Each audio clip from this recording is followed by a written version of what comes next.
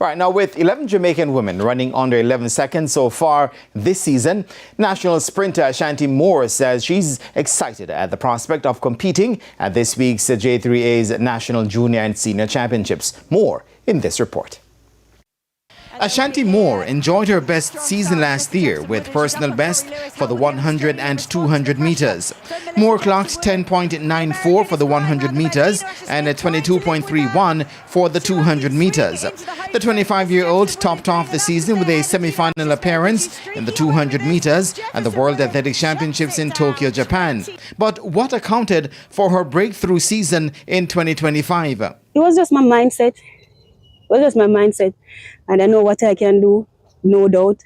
And again, I just kept that close. Moore is looking to pick up where she left off in 2025, and with 11 Jamaican women running under 11 seconds for the 100 meters already this season, she's confident she'll be pushed to fast times at the upcoming national championships. My aspiration this year is to just ensure that I'm on the Commonwealth team and to show myself some more.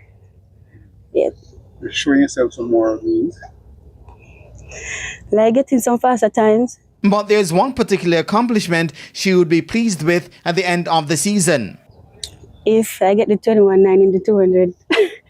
Meanwhile, Moore revealed which athlete has inspired her on the track. Elaine.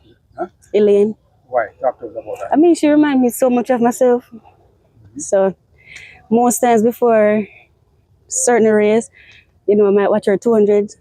The J3A's National Senior and Junior Athletics Championships will be live on TVJ, TVJ Ascend and OneSpotMedia.com with radio coverage on Fame 95 FM.